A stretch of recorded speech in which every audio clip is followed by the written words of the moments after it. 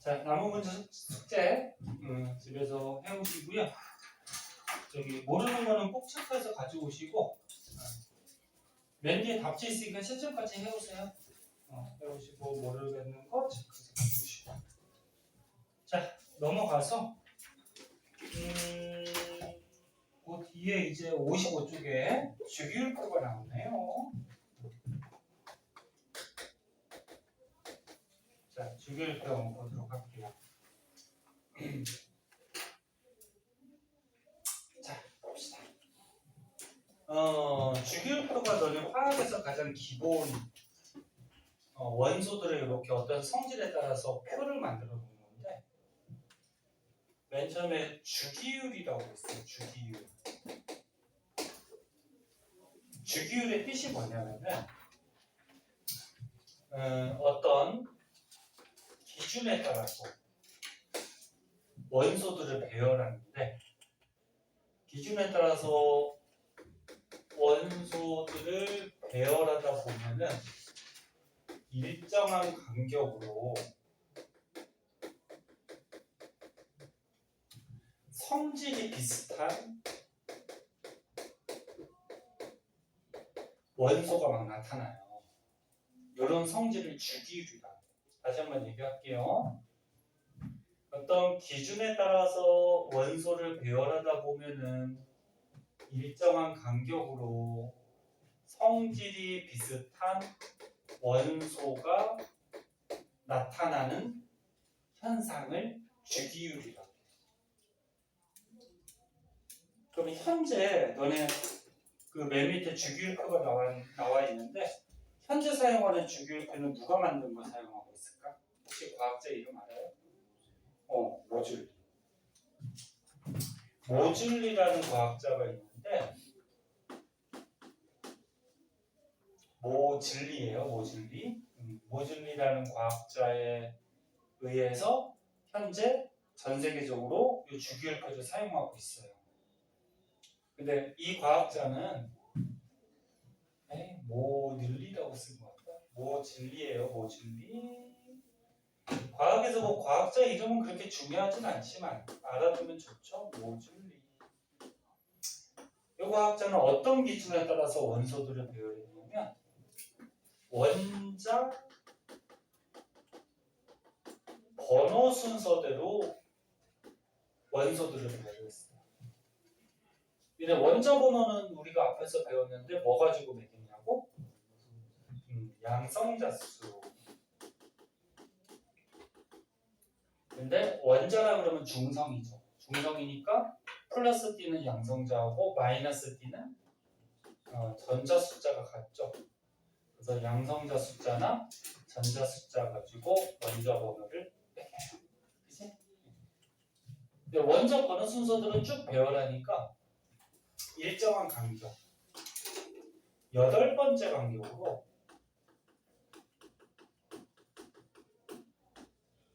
성질이 비슷한 원소들이 막 나타나거든요. 이런 현상을 발견했어요. 그래서 원자 번호 순서대로 배열하면 얘는 1번부터 20번까지 외웠죠.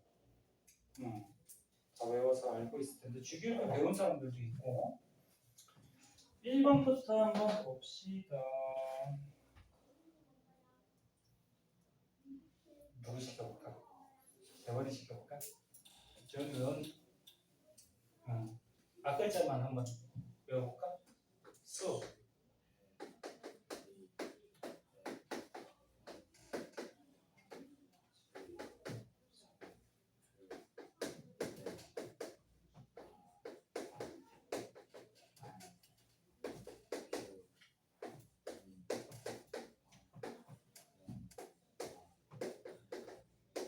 이렇게 되죠? 이거는 20번까지 이거 외우셔야 되고요. 이거 고등학교 때도 계속 쓰여요. 고3 때까지, 수능 볼 때까지 계속 쓰여요. 그리고 대학교도 과학하고 좀 관련된 과를 가면은 계속 쓰이는 거니까 20번까지 꼭 외워두시고 어떤 사람들 보니까 맨 끝에 19번하고 20번 헷갈려하는 사람이 있던데 맨 끝에가 칼칼인데 칼슘이 맨 끝에야. 이거 헷갈려하는 사람 같거든요. 자, 그래서 원자 번호 1번.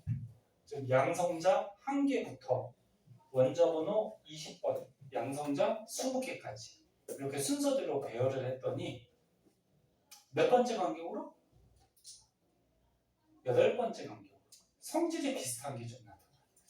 그래서 헬륨하고 헬륨에서 8번째 가면은 누구니? 하나, 둘, 셋, 넷, 다섯, 여섯, 일곱, 여덟, 네온이죠? 여기서 또 8번째 가면 아르곤. 얘네가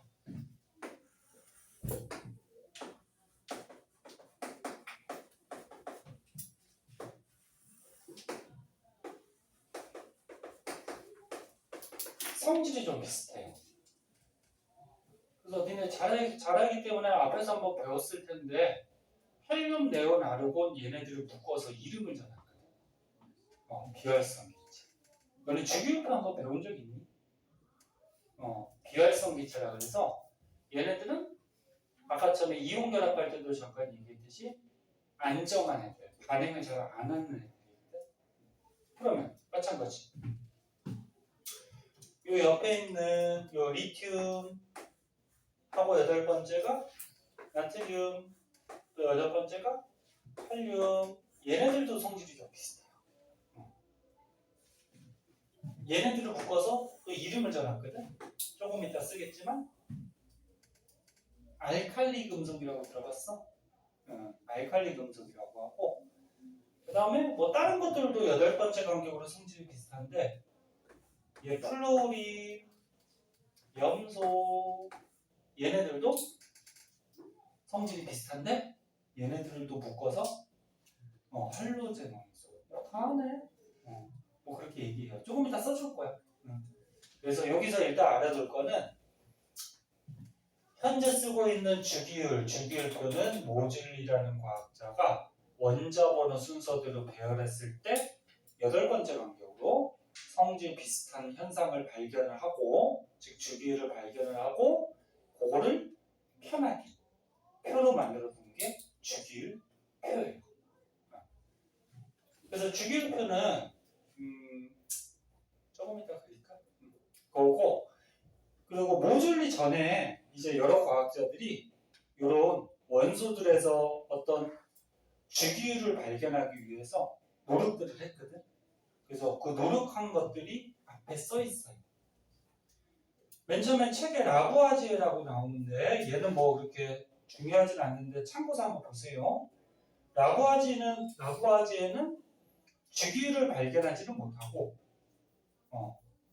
그때까지 알려진 33종의 원소를 뭐 4종류로 분류했대요. 참고 삼아 그냥 안 보고 그리고 데베라이너라는 과학자가 있는데 얘는 한번 볼까? 어디다 쓸까? 데베라이너 어떤 나라 과학자인 거야? 어? 어디? 벨기에? 어디? 독일? 그때 이제 유럽이 이런 과학 같은 것들이 옛날에 많이 발달했었죠. 독일 사람인가 그럴 거예요. 궁금하면 저기 검색창에 한번 쳐보세요. 지금 쳐봐? 모즐리는? 어느 나라 사람이야? 영국? 미국? 여태까지 뭐 미국은 신대륙이지, 그지? 여태까지 미국이 그렇게 뭐 과학에 대해서 그렇게 발달하지는 못했을 거예요. 다 유럽 쪽일 거야 이게. 한번 찾아봐요. 자, 데베라이너라는 과학자가 있는데 이 과학자는 마찬가지 주기율을 발견한 건 아니고 새쌍 원소설이라고 해서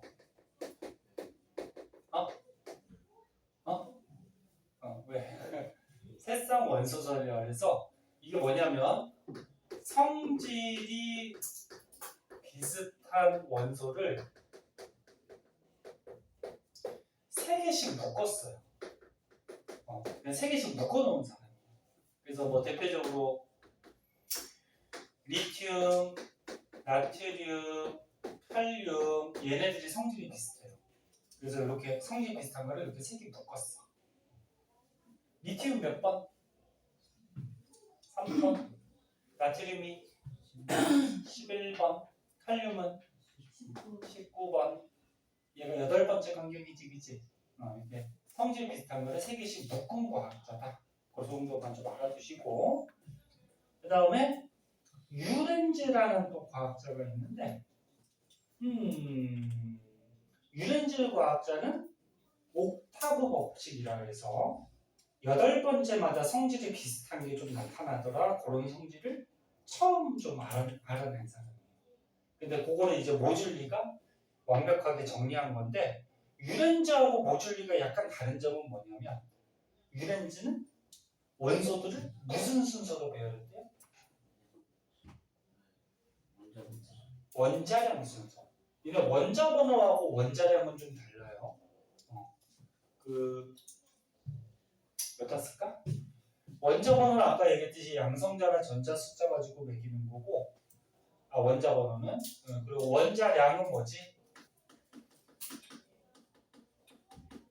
원자량은 말 그대로 원자의 뭐야? 질량인데, 너네 원자의 질량을 따질 때는 전자가 너무 가벼워서 전자 질량은 어떻게 할까? 무시해버려요. 너무 가벼워. 그래서 양성자 수하고 중성자 수 요거 두 개 더해서 원자의 질량을 따져줘.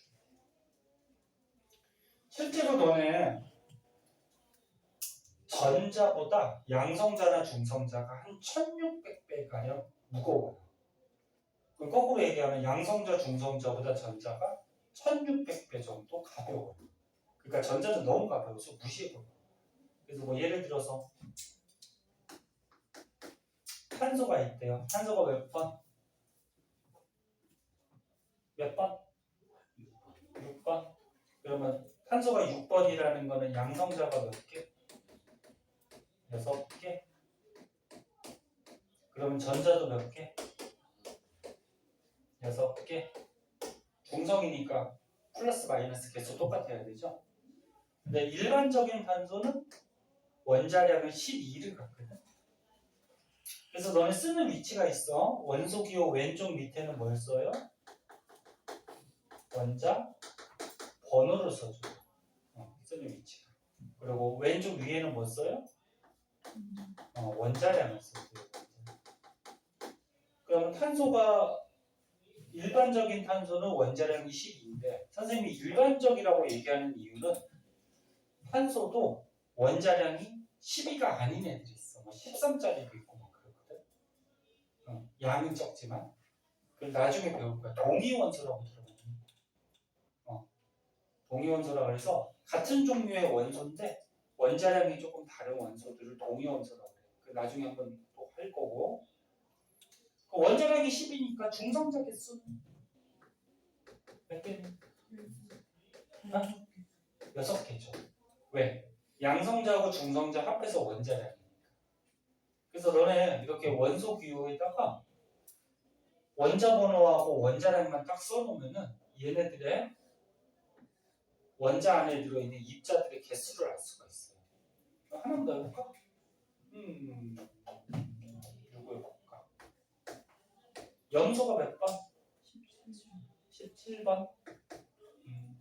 근데 염소도 원자량이 35짜리도 있고 37짜리도 있어요. 근데 35짜리를 예를 들어보자. 그럼 얘 양성자 몇 개? 양성자 17번이니까 17개죠. 그럼 중성자 몇 개? 18개.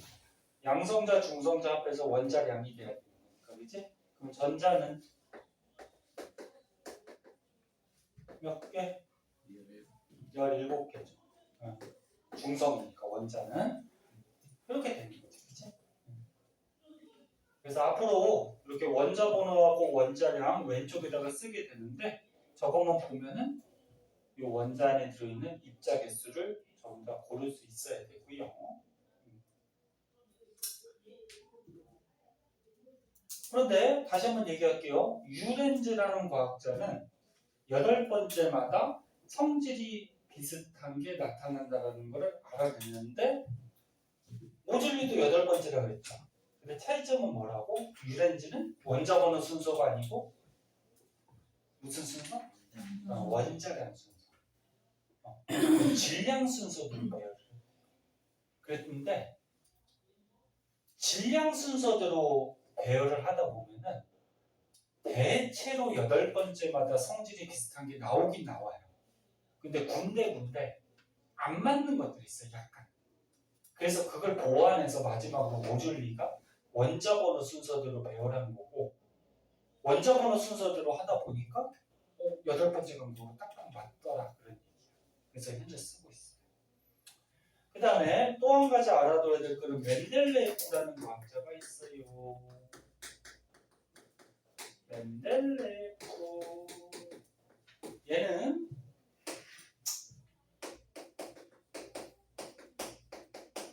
원자량 순서대로, 원자 번호 아니고 원자량 순서대로 원소들을 배열해서 최초로 주기율표를 만들어요.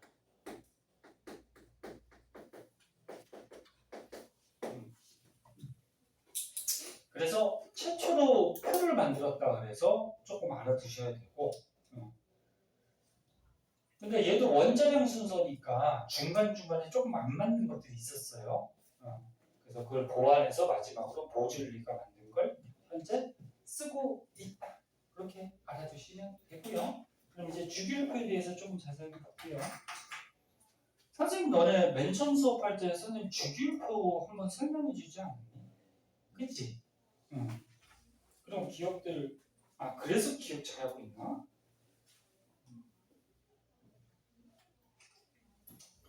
자, 주기율표는 중요하니까 다시 한번 보도록 할게요. 그때 선생님 어디까지 설명했더라? 설명해줬나 어떤지 모르겠어. 너네가 중간고사 전에 해가지고 오래돼가지고 선생님도 기억이 가물가물하네. 아이고.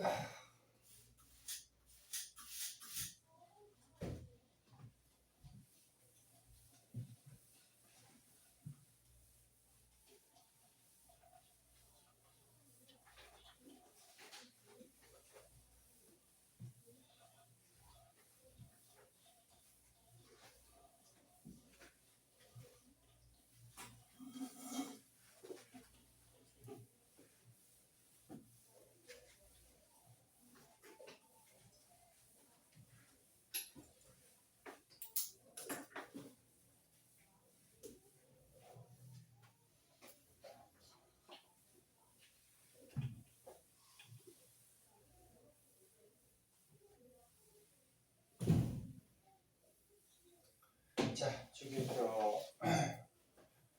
자, 주기율표에서는 이제 세로줄이 있고 가로줄이 있는데,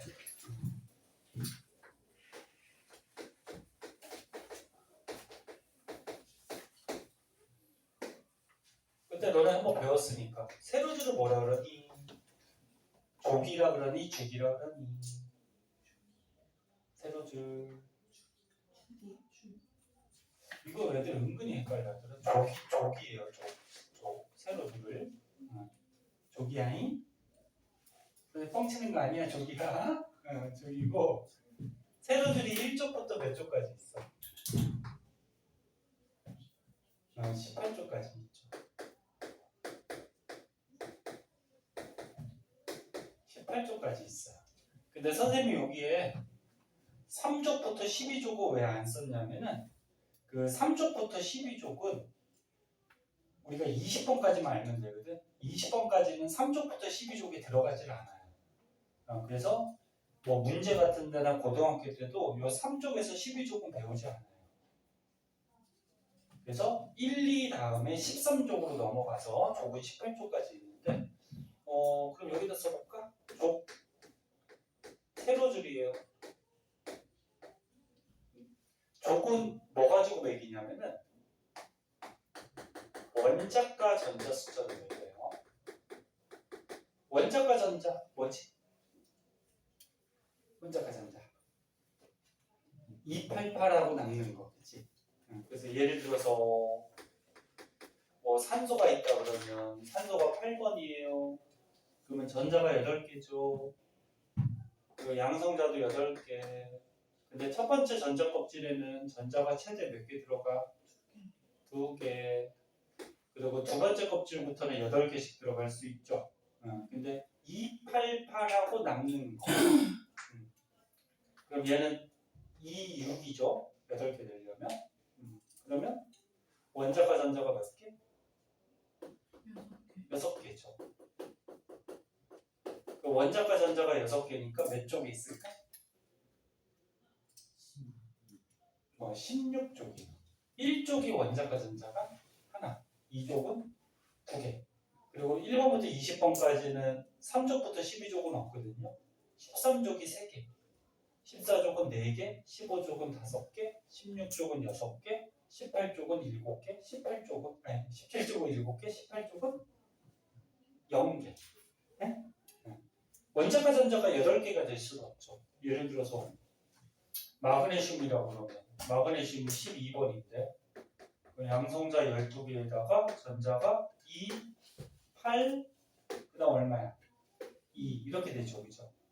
그럼 원자과 전자가 2, 8하고 남는 거니까 8개가 나올 수가 없단 말이야. 0개를 얘기하는 거예요. 이제 졸려? 에어컨 틀어줘?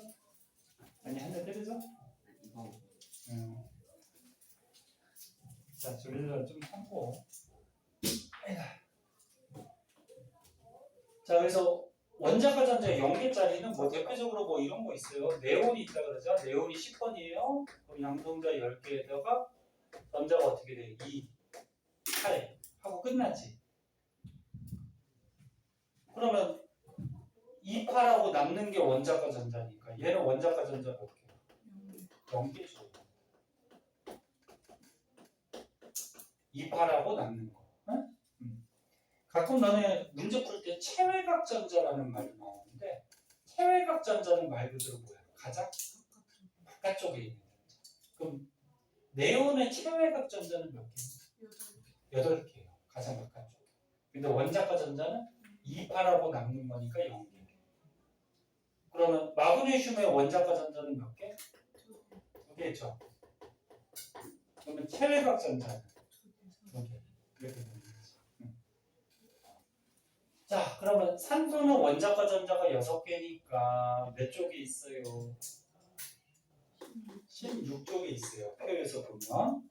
그리고 마그네슘은 원자과 전자 2개니까 몇 쪽에 있어요? 2쪽에 있죠. 그리고 네온은 원자과 전자가 0개니까 몇 쪽? 18쪽에 이렇게 배치를 해놓은 거예요. 그런데 요 원자과 전자 숫자가 같은 놈들은 성질이 좀 비슷해요. 그래서 배치를 한번 해볼게요.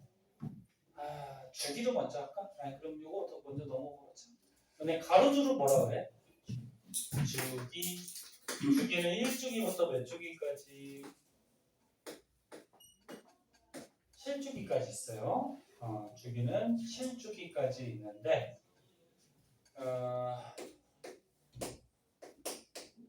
주기 가로줄. 주기는 뭐 가지고 매긴 거죠? 전자 껍질수로 매겨요. 전자 껍질수. 응? 그러면 산소는 전자 껍질이 몇 개니? 껍질이 2개죠. 그럼 몇 주기? 2주기. 마그네슘은 전자 껍질이 3개죠? 몇 주기? 3주기.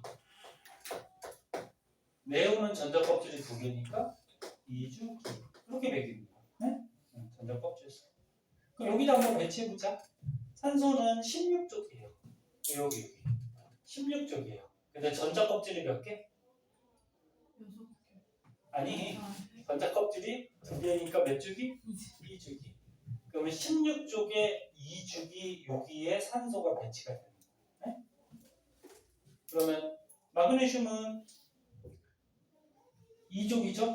그리고 3족이야.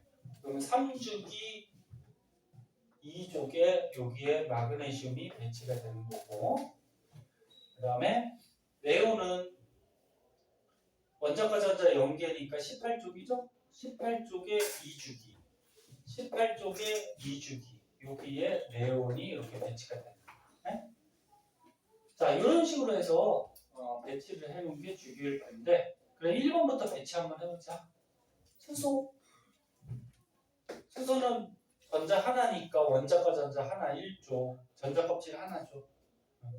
그 다음에 헬륨. 헬륨은 첫 번째 껍질에 전자 2개니까 원자과 전자 0개, 그럼 18쪽이죠? 그리고 껍질은 하나, 그치?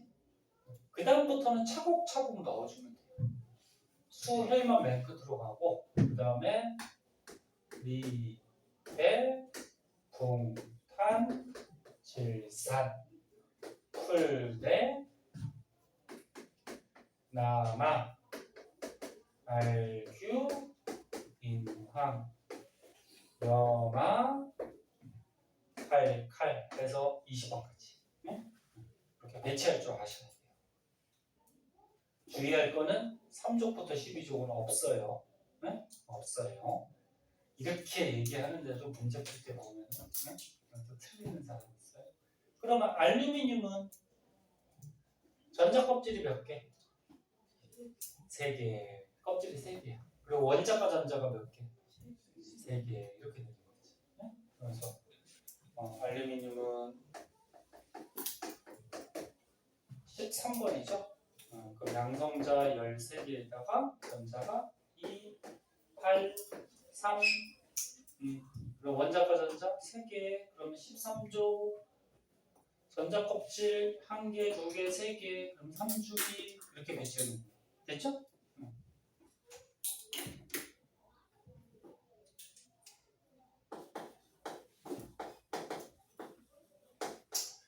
자, 그래서 20번까지만 배치할 줄 알면 되고 20번 이후는 뭐 배치할 필요는 없어요.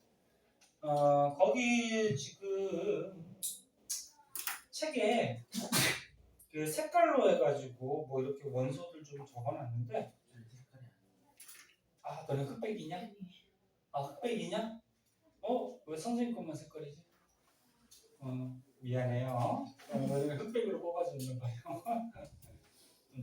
얘네 원소들 중에 금속이 많다, 비금속이 많다? 아까 얘기해주신 금속이 많아요. 금속은 대체로 요 가운데나 왼쪽에 있는데 금속이 훨씬 많아. 그리고 비금속이 적어요. 그래서 주기율표에서 한 가지 더 알아둘 거, 금속 원소가 비금속 원소보다는 많다. 그리고 중금속이라고 있거든. 중금속 원소라 그래서 여기서 보면은 뭐 붕소나 규소 이런 것들이 중금속 원소인데 중금속 원소는 어떤 원소 얘기할까? 애매한 거. 맞아, 애매한 거야. 그러니까 뭐가 애매해? 금속하고 비금속의 성질이 둘 다 있는 애. 네? 그럼 금속은 전기 통하죠. 비금속은 안 통하죠. 그럼 준금속은 통하게 할 수도 있고 안 통하게 할 수도 있고 경우에 따라서. 그래서 중금속은 금속과 비금속의 뭐 중간적인 성질 또는 두 가지 성질을 다 갖고 있는 이런 원소들도 있어요. 그리고 원소는 종류가 몇 가지 정도가 있을까? 약 120여 종 있어요, 종류가. 뭐 한 118가지. 책마다 좀 다른데 120여 종. 뭐 이 정도가 있고. 금속은 대부분 다 자연계에 존재하거든. 그런데 사람이 인공적으로 만든 원소도 있어요. 뭐 대표적으로 실리콘 같은 거. 실리콘은 사람이 공업적으로 만든 거거든, 원소를. 실리콘이 이거야. 요즘에 뭘까? 실리콘. 규소. 규소 다른 말이 실리콘이에요. 네? 이거는 사람이 인공적으로 만든 거다. 근데 대부분 다 자연에 존재합니다. 뭐 이런 것도 한번 봐두고. 자, 거기에서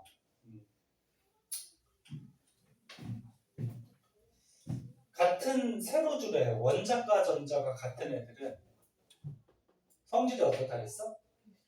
비슷하다 그랬죠. 그래서 너네 1쪽에 있는 애들 성질이 비슷한데 근데 주의할 거 수소가 항상 얘 주의하라 그랬어요. 얘가 별난 놈이야. 별종이야. 수소는 금속이야 비금속이야? 얘 비금속인데 왼쪽에 와 있어. 너네 보통 금속들이 왼쪽에 있거든. 그래서 1쪽에서 수소를 빼고 수소를 제외하고 얘는 금속이 아니라서 나머지 것들이 성질이 비슷한데 얘네들을 묶어서 이름 전환다 그랬죠. 뭐라 그랬어? 알칼리 금속. 금속이 성질이 비슷한 거야. 같을 수는 없어요. 원소가 다르니까. 그 다음에 이족도 마찬가지 원소들이 성질이 비슷한데 이족은 뭐 알칼리 토금속이라 그러는데 잘 안 나와요. 그 다음에 13족도 비슷하고 막 이렇게 돼. 근데 너네가 알아둬야 될 거는 17족. FCL하고 요거 20번이 넘어가는데 밑에 것도 잘 나오거든. 브로민하고 아이오딘까지 알아두세요. FCL, BRI까지. 얘네들 묶어서 이름 전했는데 뭐라 그래? 할로젠 원소. 얘네들이 어떤 성질이 있는지는 이제 뒷장이 나올 거예요. 그 다음에 18쪽도 알아둬야 되죠. 얘네들 묶어서 이름 전했어요. 뭐라 그래? 비활성 기체. 이 비활성 기체부터 먼저 하면은 얘네들은 전자가 첫 번째 껍질에 둘, 첫 번째 둘, 두 번째 여덟, 첫 번째 둘, 두 번째 여덟, 세 번째 여덟. 그래서 안정한 전자 배치를 이루고 있기 때문에 안정한 애들이고 안정한 애들이니까 잘 반응을 해야 안 해? 반응을 잘 안 하고 그럼 반응을 안 한다는 얘기는 지 혼자 다녀요. 응? 지 혼자. 다른 거랑 결합을 안 해요. 그리고 기체들이 어떤 상태일 때? 상온. 상온이 뭐야? 평상시 온도죠. 높은 온도가 아니고 평상시 온도에서 기체로 존재. 그리고 아까 선생님이 얘기했듯이 너네 금속들은 가운데나 왼쪽에 있다 그랬는데 왼쪽 아래로 가면 갈수록 금속의 성질이 커져요. 왼쪽 아래로 갈수록. 근데 금속들은 이온될 때 무슨 이온 된다? 양이온 된다 그랬죠. 그래서 왼쪽 아래로 갈수록 물에 녹아서 양이온이 잘 돼요. 그리고 금속성이 크다는 건 뭐냐면 왼쪽 아래로 갈수록 금속으로 다른 원소랑 반응을 잘한다. 그래서 다른 건 다 까먹어도 너네 주기율표에서 왼쪽 아래로 갈수록 반응을 어떻게? 잘해. 다른 원소. 그러면 너네 리튬, 나트륨, 칼륨은 알칼리 금속이라고 그랬는데 금속 중에 가장 왼쪽에 있죠. 가장 왼쪽에 있으니까 다른 오른쪽에 있는 금속들보다 반응을 어떻게 해? 잘해요. 그 중에서도 누가 제일 잘할까? 이 써놓은 것 중에는 칼륨이 제일 잘해요. 그래서 이 알칼리 금속은 반응을 제일 잘하는 반응성이 큰 금속들이에요. 그래서 실제로 반응을 너무 잘해서 공기 중에 놔두면 산소랑 금방 반응해서 산화된다거나 또는 물에 빠뜨리면은 물에 닿자마자 막 펑 터지면서 막 불도 나고 연기도 나고 반응 굉장히 잘해요. 그래서 알칼리 금속은 위험해요.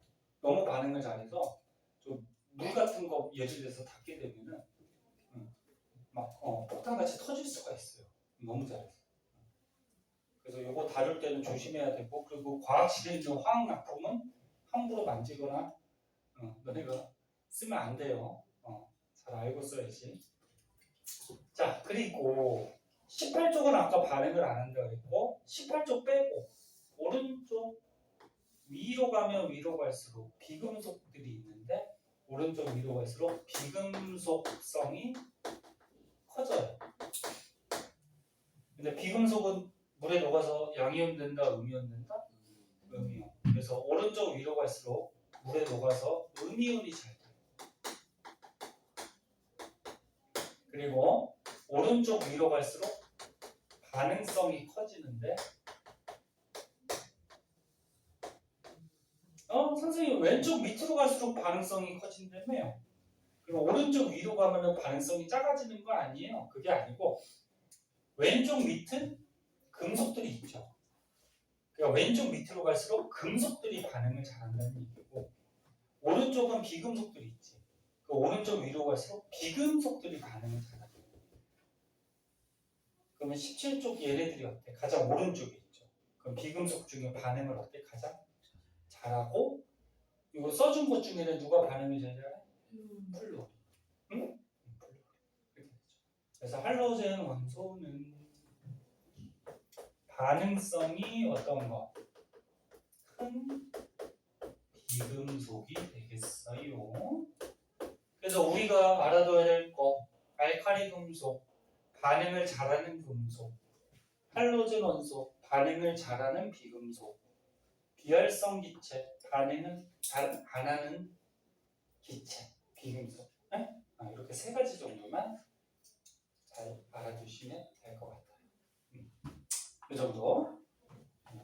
주기율표에서 뭐 추가적으로 조금 더 알아야 될 것들이 있긴 한데 일단 너네 과정에서는 이 정도만 알아두시는 게 좋을 것 같고요.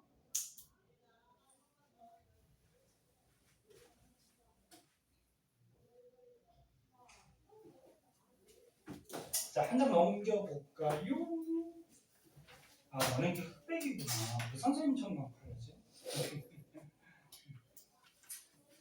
자, 56쪽에 보면은 선생님 얘기했던 것들이 뭐 이렇게 나와 있는데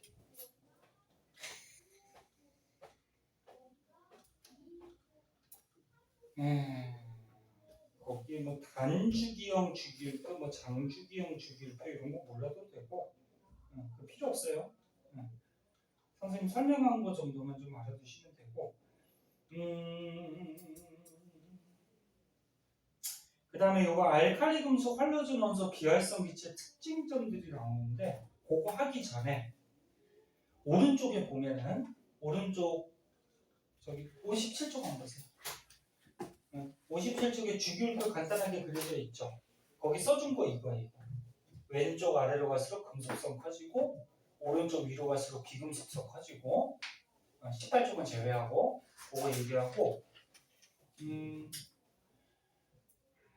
57쪽에 표가 하나 있거든. 그 표를 한번 볼까? 자, 그건 정리를 한번 해줄게요. 네, 사진 찍었니?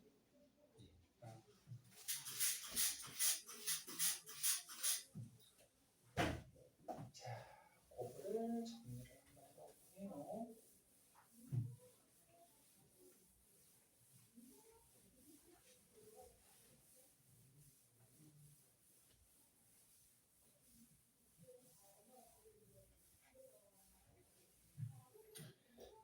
그 책에 표로 잘 나와 있긴 하지만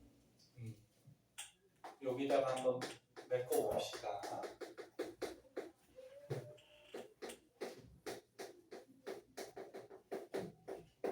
첫 번째가 뭐가 나와? 위치. 그 다음에 상태.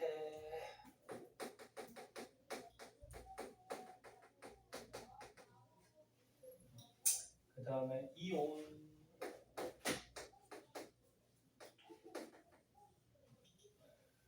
그 다음에 열, 전기, 전도성.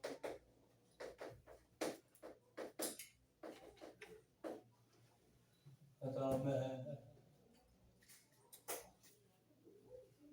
그냥 다 묶어서 특징이겠지. 특징. 이렇게 한번 볼게요. 자, 아까 얘기했듯이 그렇지. 주기율표에서 금속들은 어디에 보통 위치한다? 가운데나 어디에? 네? 가운데는 어디? 왼쪽에. 그치? 가운데나 주기율표에서 왼쪽에 보통 금속들이 위치하는데 누구 주의하라고 했어? 수소 빼고. 수소는 금속도 아닌데 지 혼자 왼쪽에 가 있어요. 자 빼고 주의하세요 항상. 그럼 비금속은 어디 위치해? 오른쪽에 보통 위치하고 하고 있어요. 그리고 상온이 평상시 온도라 그랬어. 평상시 온도에서 금속들은 무슨 상태로 존재할까? 고체로 보통 존재하죠. 근데 액체가 하나 있어요. 수은 Hg. 얘는 액체로 존재해요. 그다음에 비금속들은 기체가 많고요. 그다음에 고체로 존재하는 것들도 있고요. 액체 비금속 하나 있죠. 누구? 비금속 중에 액체. 브로민. 얘는 액체로 존재해요. 그다음에 이온. 금속들은 물에 녹아서 양이온이 돼요, 음이온이 돼요. 금속들 양이온이 보통 되죠. 전자를 잃어서, 그치? 근데 누구 제외하고? 아니다. 제외가 아니지. 금속은 양이온 되죠, 그죠? 그 다음에 비금속들은 물에 녹아서 무슨 이온 돼요? 음이온이 돼요. 근데 아까 처음에 너네 앞에 거 배울 때 한번 얘기했는데 수소는 비금속인데 얘가 양이온이 되게 성질있어요. 이온이 될 때. 수소 항상 별라. 별종이야. 유실이같이. 그 다음에 열, 전기, 전도성. 열하고 전기가 금속은 어때? 잘 통하니 안 통하니? 잘 통하죠. 그래서 열 전기 전도성이 있다 또는 높다 이렇게 얘기하는 거고 비금속들은 일반적으로 잘 안 통해요. 근데 비금속 중에 또 통하는 것도 있거든. 뭐 흑연 같은 거, 연필심. 연필심이 무슨 원소로 돼 있죠? 탄소로 돼 있는데 걔는 또 전기가 통해요. 근데 그 탄소가 어떻게 배열하느냐, 결합하느냐에 따라서 좀 다르긴 한데 일반적으로 뭐 이렇게 돼요. 그다음 특징. 책에 무슨 특징 나왔어? 특징. 요거 나왔구나. 금속들은 연성과 전성이 있어요. 연성이 뭐라 그랬지? 앞에서 한번 얘기한 거 같은데. 뽑힘성. 금속들은 너의 용광로에 녹여가지고 철사같이 가느다랗게 뽑아낼 수가 있죠. 전성은 뭐니? 펴짐성이라 해서 금속은 망치 같은 걸로 꽝꽝 두드리면 펴지죠. 재워놔도 너무 힘든 거. 지루해? 이거만고 좀 저기 할게. 연성, 전성이 있어요. 비금속은 당연히 이런 거 없고요. 그다음 또 책에 뭐가 나왔어?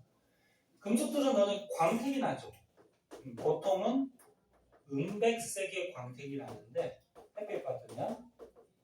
근데 금속이라고 전부 다 은백색이 나오는 건 아니죠. 금은 무슨 색깔이야? 금색, 노란색이죠. 걔는 은백색이 아니고, 근데 대체로 다 은백색이고. 그 다음에 거기에 환원성이 있다 그랬는데 산화하고 환원은 뒤에서 한번 나올 거예요.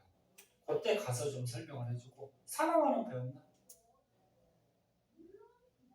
산화가 뭔데?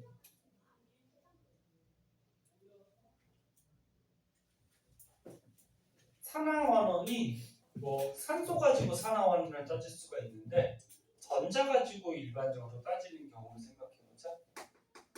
산화는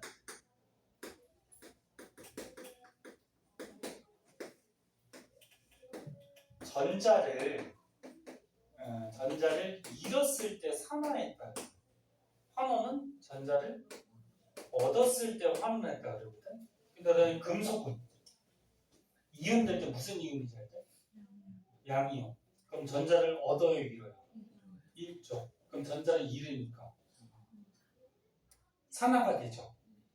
그럼 산화된다라고 하면은 잘 봐. 산화가 됐어. 그럼 공기 중에 산화된 금속들이 있어요. 응? 그러면 공기 중에 너네 전자들이 있거든. 그러면 이 산화된 산화된 금속이 있으면 공기 중에 전자가 다시 결합을 해서 환원이 되려는 또 성질이 있어요. 그러니까 무슨 얘기냐면 거기 환원성, 뭐 산화성 뭐 이렇게 써놨는데 요거는 뒤에 산화환원 반응을 한번 배워야 돼. 산화환원이라 해서 산소를 얻고 잃고 전자를 얻고 잃고 이런 거에 따라서 나누는 게 있거든. 그거를 한번 배우면 요거 이해가 될 거예요. 그래서 요거를 일단 건너뛰고 그 다음에 요거는 비금속은 어떤 성질이 있대? 기체로 존재하는 게 많다. 그리고 거기서 물에 녹았을 때 뭐 염기성이 되고 산성이 되고 뭐 이런 거 있거든. 근데 모든 금속이 뭐 물에 녹아서 염기성이 되고 모든 뭐 비금속이 물에 녹아서 산성이 되고 그런 건 아니거든. 그래서 이 내용은 선생님 안 써준 거 있잖아. 그 내용은 굳이 알 필요는 없어요. 모든 게 다 그렇게 되지 않기 때문에 그렇게 되는 원소들이 있어. 그래서 선생님 써준 정도만 좀 알아두시고 뭐 어렵지 않으니까. 그리고 저거 있죠. 그 알칼리 금속하고 할로젠 원소하고 비활성 기체 성질들이 있어. 얘네들은 조금 자세하게 알아야 되거든. 그래서 책에는 몇 가지 안 적혀 있는데 그거는 자세하게 알아야 돼서 조금 이따가 시간 될 때 한번 하고 일단 진도는 여기까지 잠깐 스톱하고요. 주관평가 한번 보고 저번 시간에 배웠던 이온결합 있죠. 공결합 그거 고등학교 문제를 좀 뽑아왔거든. 너는 중학교는 잘하니까. 네? 고등학교 문제를 한번 풀어보고 풀이 좀 하고 그 다음에 시간 남으면 그거 이어서 좀 설명을 할게요. 알잖아. 너가 제일 잘하는 거고.